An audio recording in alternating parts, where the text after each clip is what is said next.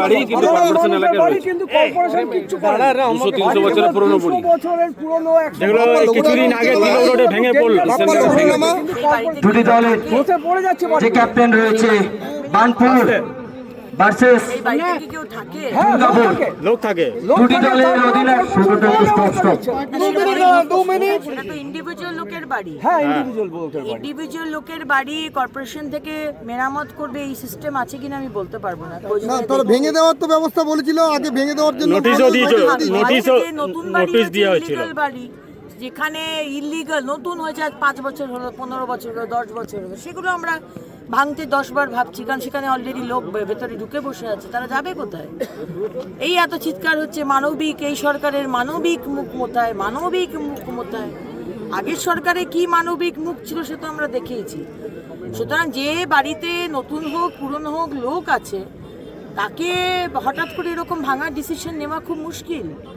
সরকারের দায়িত্ব অনেক, আর যে কোনো ভেঙে যাচ্ছে 200 বছরের পুরনো বাড়ি, সেটাকে সুন্দরভাবে বানানো, মেরামত করা, এটা আমি জানি না সরকারের পক্ষ থেকে বা কর্পোরেশনের পক্ষ থেকে কতটা পয়সা। আগে তাদের নোটিশও দেওয়া হয়েছিল, মিউনিসিপ্যালিটি থেকে নোটিশও দেওয়া হয়েছিল ভেঙে ফেলা। বারংবার উঠে যাওয়ার জন্য বলা হয়েছে যে এই জায়গাগুলো পুরো যে কোনো সময় বিপজ্জনক অবস্থায় আছে, যে কোনো সময় ভেঙে পড়তে পারে।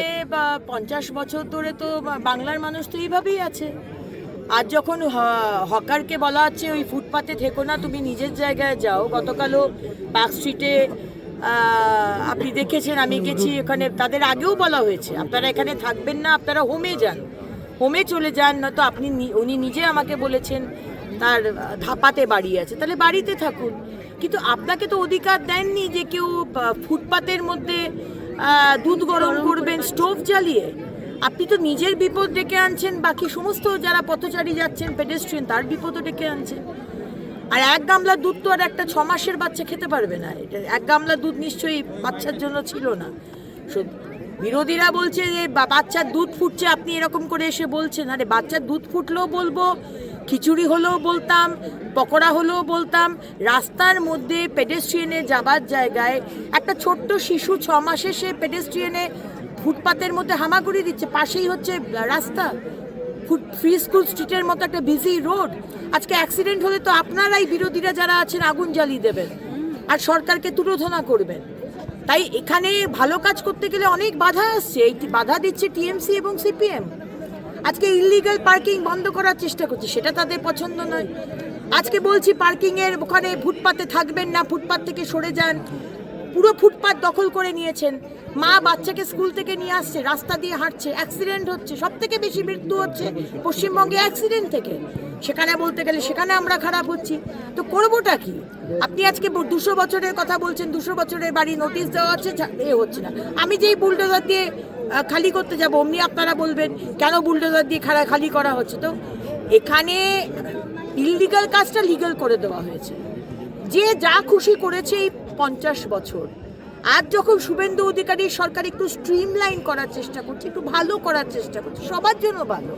ফুটপাতে তো শুধু আমি হাঁটবো না, ফুটপাতে তো আমরা সবাই হাঁটবো। ইললিগাল পার্কিংয়ে তো আপনাদেরও অসুবিধে। আমরা একটি পার্কিং আনছি, অনলাইন পার্কিং। কোথায় পার্কিং খালি আছে আপনি ওই অনলাইন থেকে দেখতে পাবেন, আপনাকে ঘুরতে হবে না যে কোথায় এখানে দেখে এখানে পার্কিং খালি নেই, ওখানে খালি নেই, আপনি অ্যাপে দেখতে পাবেন। আপনাকে কোনো পার্কিংওয়ালা করতে পারবে না যে না 100 টাকা দাও, 200 টাকা দাও, দাবি রাখতে দেবো, কিছু করতে পারবেন, সব কিছু অনলাইন। তো আমরা ভালো করার চেষ্টা করছি, কিন্তু সিপিএম আর তৃণমূল তারা মানবিক সরকারের মুখ নাকি দেখতে পাচ্ছে না।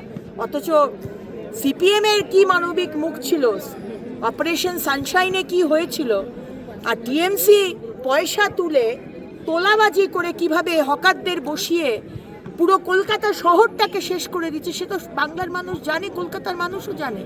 আমরা বলছি ইন্ডাস্ট্রি আসবে কোথা থেকে?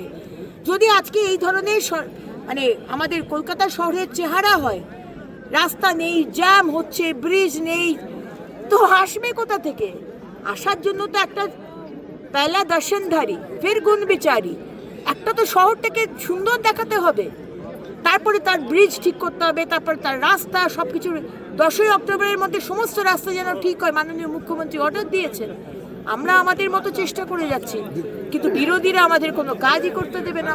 তারা বাংলাকে যেভাবে 100 বছর পিছিয়ে দিয়েছে, তারা চায় যে শুভেন্দু অধিকারী সরকারও আবার 100 বছর পিছিয়ে দেওয়া হোক। কোনো কিছু করতে গেলে সঙ্গে সঙ্গে সেখানে বাধা দেওয়া।